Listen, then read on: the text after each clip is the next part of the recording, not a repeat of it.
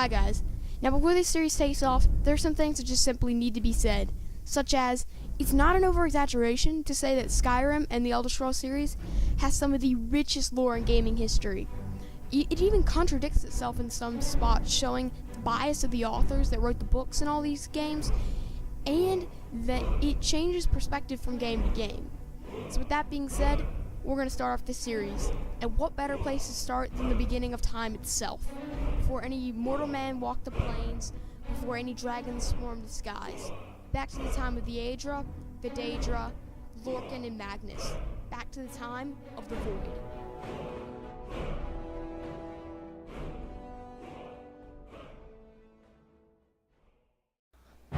In the beginning there was nothing but the Void. And from the Void came Mondus, which is the galaxy in which all of Nirn, and in turn all of Tamriel, lies. It was created by the beings Lorcan the Missing God, Magnus, and the Aedra, or better known as the Eight Divines, for this was long before the reign of Tiber Septim. Magnus, also the person of whom we draw our magic from, acted as the architect for the creation, while the Aedra all gave up part of themselves so we could exist.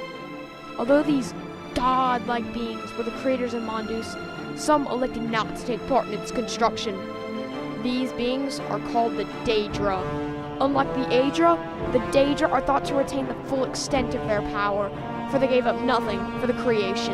Even still, both these beings are worshipped by man for different reasons. Although there are other moons and planets in Mondus, Nirn is the largest, most important, and is the only one thought to contain life. Like other heavenly bodies, Nirn consists of continents separated by oceans. These continents include Akavir, or the Dragon Land, which lies east of Tamriel. Although we know very little of Akavir, we do know that Tamriel's people and the Akaviri have both invaded each other's lands several times in the past. Atmor is the landmass north of Tamriel, and legend has it that from there the first humans came, led by Yskamor, an Atmorian king, who fled civil war and settled in Tamriel, determined to make a new life for his people. The western province of Nirn is Yalkuda. Although it sank into the sea long ago in the First Era, Yalkuda is thought to be the original home of the Red Guards. Although Yalkuda's destruction is shrouded in mystery, some Red Guards believe it to be somehow their fault. Aldmeris, home of the Elves, is the southernmost continent, and so little is known about it that some question its very existence. Some moth priests say that it is but a collection of images existing only in the minds of the elves themselves. And now we arrive in the center of Nirn, Tamriel.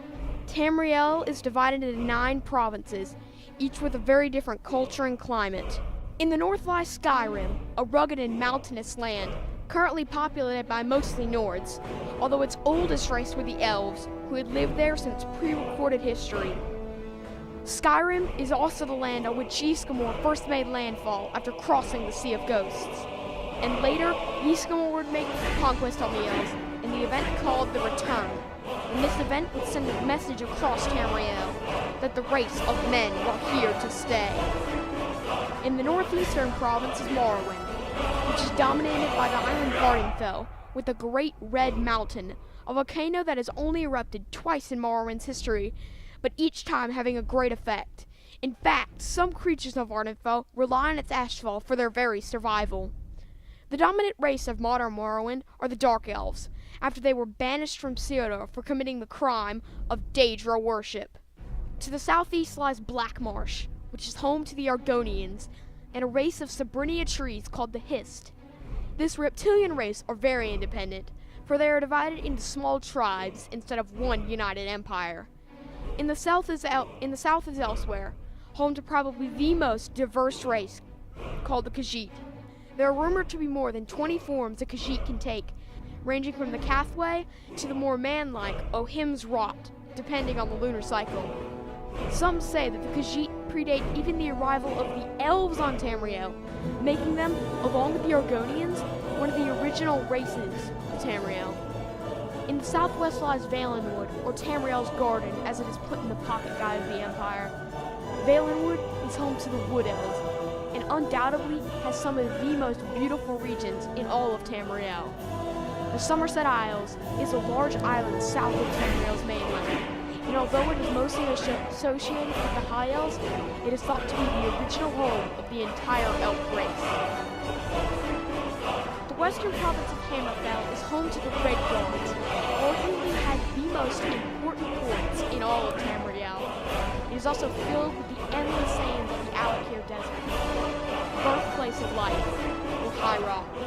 This northwestern province houses the oldest structure in all of Tamriel, the Adamantite Tower. High Rock is home to two very different races, the Bretons and the Orcs. The Bretons divide High Rock into many city-states and kingdoms, while the Orcs call Orsinium their home. And finally we arrive in Cyrodiil, the heart of an empire, and home to the most important landmark in all of Tamriel, the White Gold Tower, built by the High Elves and the first humanoids to settle the province. Although the High Elves were a powerful race, they could not get away with enslaving the mortal men, and were quickly overthrown and soon replaced by the Empire. This has been Tamriel's bloody and harsh past.